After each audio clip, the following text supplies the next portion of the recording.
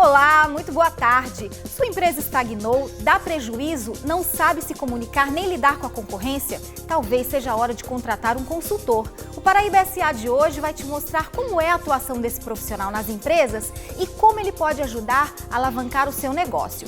E o programa traz ainda uma reportagem sobre produção de comidas saudáveis, um mercado que não se limita a saladinhas. Os empresários estão cada vez mais criativos para unir sabor e saúde nos produtos.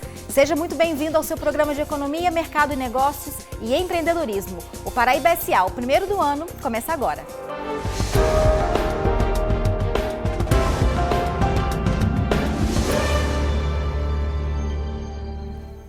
Conseguir que sua empresa seja bem-sucedida e dê bons lucros é sonho de qualquer empresário, mas muitos são os empecilhos que surgem no meio do caminho e que impedem essa evolução. Uma boa saída é contratar um consultor empresarial.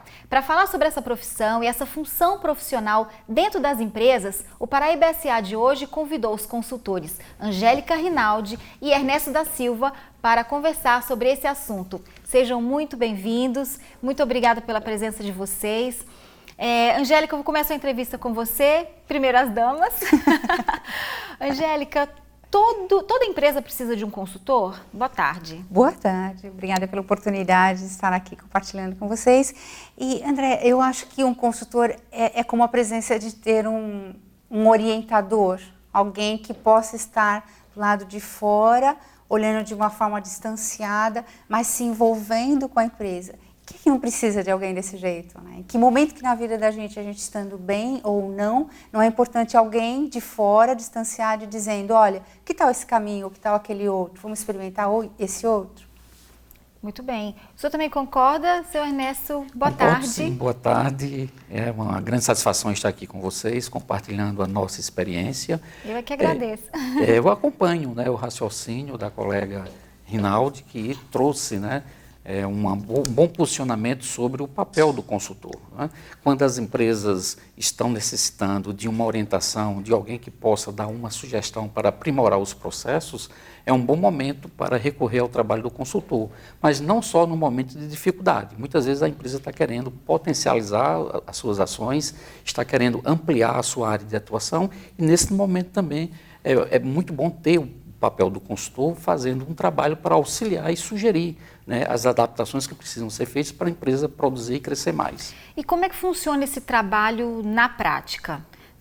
Fala-se de diagnóstico, olhar de fora, mas como é que isso funciona? Como é que é essa atuação dele? Ele fica na empresa, ele fica de fora?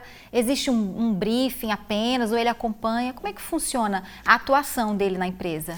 O trabalho do consultor ele tem várias etapas. Primeiro começa com o acolhimento da demanda, entender o que é que o cliente precisa, saber qual é a necessidade dele, até para poder ter uma leitura se o consultor tem realmente expertise para solucionar o problema dele. Então esse é um primeiro passo, é um primeiro momento. Um segundo momento é fazer coleta de dados para poder fazer um diagnóstico e detectar exatamente qual é a real necessidade do seu cliente. Fazendo esse diagnóstico, aí sim, o consultor pode elaborar um plano de ação, propor um plano de ação. Esse plano de ação tem que ser acatado naturalmente pelas pessoas que têm a alçada decisória dentro da empresa. Existe, Angélica, uma receita de bolo para cada consultoria ou cada negócio é um negócio? Depende. Existe, sim, por exemplo, a Gomes de Matos, ela tem uma metodologia de trabalho dela. Então, isso que nosso amigo Carlos comentou, é extremamente importante a gente aprofundar um pouquinho dentro da empresa para a gente, inclusive, saber se eu preciso buscar um parceiro que até talvez tenha mais know-how naquilo que ele esteja precisando, ou eu tenho competência para isso. Então, essa relação de transparência, de ética, começa por aí já. Mas, por outro lado, eu preciso também fazer uma proposta de trabalho. Quer dizer, o empresário... Então, cada consultoria tem a sua metodologia. Mas é interessante que cada uma vai ter uma metodologia, cada cliente vai ter uma necessidade, mas existem algumas práticas padrões. Então, isso que o nosso colega apresentou é extremamente importante. Quer dizer, eu preciso, sim, fazer uma proposta. Eu não posso chegar, olha, é que eu preciso passar 3 meses para me aprofundar e aí depois te apresentar um valor. Não, eu preciso, pelo menos, saber onde te dói, ou aonde você quer ser melhor do que você já é. Então, isso já é um briefing, isso que você comentou.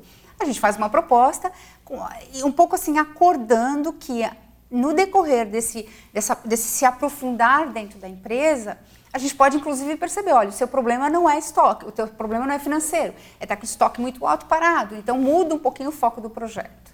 E aí é acordado isso, não, mas eu continuo querendo focar. O empresário, isso é importante, né? O empresário sempre é o piloto do automóvel. Nós vivemos mais como um copiloto, um navegador. Então, essas metodologias, essas práticas são meio comuns. Como isso é feito, como a mensagem é feita, como a proposta é elaborada, como é conduzido o projeto, é que tem uma certa variação. Mas tem uma receitinha de bolo meio básica, que é importante tanto para o consultor quanto para o empresário estabelecerem uma relação mais amigável, mais para ambas as partes. Né? Eu entrevistei um empresário outra vez e ele me disse que contratou uma consultoria para a empresa dele e o consultor disse, meu amigo, o problema é você. E aí, né, questão de gestão, de liderança, eu achei isso muito engraçado, mas a forma com que ele também recebeu isso. Vocês percebem que o empresário tem uma boa receptividade com o consultor dentro das empresas, nas suas experiências, Carlos? Na maioria das vezes, né, o executivo é quem é o contratante do trabalho do consultor. Então, se ele está contratando, é porque ele deve ter uma predisposição para aceitar o trabalho do consultor.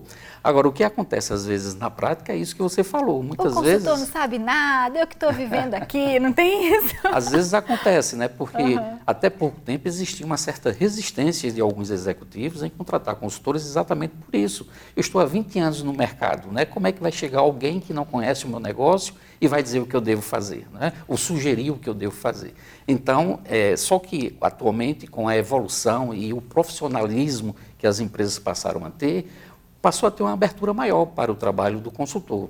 Então, quando um executivo contrata um consultor, se supõe que ele já tem essa predisposição em acatar as orientações, as sugestões, em trocar ideias com o consultor. E para ilustrar nossa conversa, a gente vai mostrar uma reportagem sobre como funciona na prática essa nova função profissional.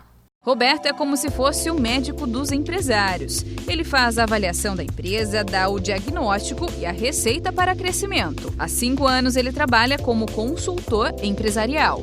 Bem, o trabalho do consultor consiste em você fazer um diagnóstico da empresa, né? Você manter contato com seus clientes e, a partir daí, você levanta uma série de informações, que a gente chama de briefing, e com essas informações nós começamos a entender melhor o que a empresa faz, para que rumo ela está seguindo e o que precisa para melhorar. A partir daí, o empresário, o cliente que está recebendo essa consultoria, ela vai aplicar aquelas orientações, aquele aconselhamento, para que reverta os resultados ou melhore os resultados. Né? Existem ferramentas, em qualquer uma das áreas, existem ferramentas que você pode aplicar no dia a dia e também existe a questão de trabalhar as pessoas da organização. O Wellington também é da área, possui uma empresa de consultoria empresarial na capital há 3 anos. Um mercado que vem para impulsionar os investidores a evoluírem no caminho certo, principalmente de forma sustentável.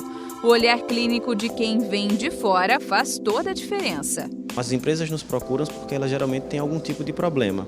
Então nós entramos na empresa, fazemos primeiramente o diagnóstico empresarial para avaliar quais são essas problemáticas na empresa e aí a gente propõe as soluções que melhor se adequem à realidade delas, né? Posteriormente a isso, nós fazemos todo um projeto de adequação, de reordenamento desses processos de acordo com a necessidade da empresa, direcionamos os nossos consultores de acordo com a especialidade de cada um. As áreas mais procuradas são realmente as áreas financeiras, mas não necessariamente quando a empresa procura você com um problema financeiro, não necessariamente é um problema financeiro. Às vezes a gente detecta que é um problema de pessoal. Por isso, eles precisam se capacitar. Cada consultor é especializado em determinada área, como gestão comercial, PhD em finanças, marketing e departamento pessoal. O aumento do lucro é o principal objetivo dos empresários, mas os consultores destacam um ponto que às vezes é esquecido pelos gestores: o humanismo entre os funcionários. Nós acabamos capacitando dentro das próprias lojas pessoas que são muito dedicadas, pessoas que têm um trabalho significativo, mas que às vezes não são tão aproveitadas. E aí a gente acaba também trabalhando um pouquinho com essa história da capacitação de talentos para poder propor, né? No caso da Rede Paraíba, todas as lojas tinham equipes maravilhosas, era só uma questão de reordenamento da equipe para que os processos pudessem fluir de forma mais natural, né? E aí quando você faz isso, você consegue otimizar o processo da empresa e, consequentemente, consequentemente, propor o crescimento. Marcos é um dos clientes de Wellington. Presidente de uma rede de supermercados, há 1 ano recebe o suporte da consultoria. Os resultados de crescimento já são visíveis, com lucro de até 35% em algumas lojas. E a preocupação com o empregado refletiu diretamente no quadro positivo. Os empresários hoje sabem que a parte humana nas lojas são muito precárias. A gente começou com a parte humana, ouvindo os funcionários, quais eram as dificuldades. Com isso, a gente começou a traçar as metas para ele e também a gente investiu muito na parte de gestão, tanto da mudança do empresário, quanto a mudança dos próprios funcionários em ver a loja com outros olhos. E depois de 1 ano de consultoria, a empresa pretende manter a parceria. Por isso, reuniões como esta acontecem semanalmente. O objetivo é expandir o negócio. Com certeza, 2017 é um ano que se inicia, a gente acha que vai ser melhor do que 2016. A gente quer a consultoria sim, porque já que a gente trabalhou a parte humana, a gente vai o quê? Ver outros fatores que tem perdas, recebimentos. Como o supermercado é muito complexo, por isso que a gente vai ter que continuar para corrigir outros fatores, porque qualquer um fator negativo, acaba atrapalhando em toda a movimentação da empresa.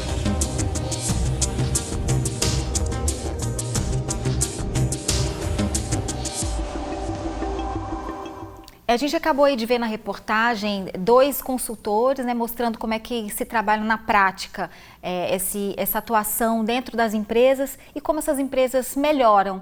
Né? Quais são as demandas, Angélica, que você percebe lá na Gomes de Matos, as maiores demandas? Hoje, para a gente, mais frequente é justamente definir o rumo da empresa, que passa pelo planejamento estratégico. Isso que a Ernesto falou é muito comum, quer dizer, ou as empresas estão numa situação de muito desespero, então naquela situação crítica, assim, e aí, o que eu vou fazer amanhã?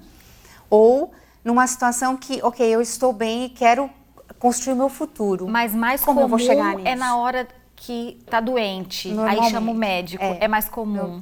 Mas hoje, até a gente estava conversando sobre isso, hoje, graças a Deus, assim, há uma maturidade de perceber, peraí, eu vim bem até aqui, mas eu sinto que eu preciso me profissionalizar mais. Dentro da própria família, quando é uma empresa familiar, também é muito comum, né, a questão da sucessão familiar. A gente já fez um programa só falando sobre isso, sobre como é complicada, pode ser complicada muitas vezes o processo de sucessão familiar nas empresas. O senhor também percebe isso quando o senhor vai falar com os empresários também? É um problema apontado por eles? Sem dúvida.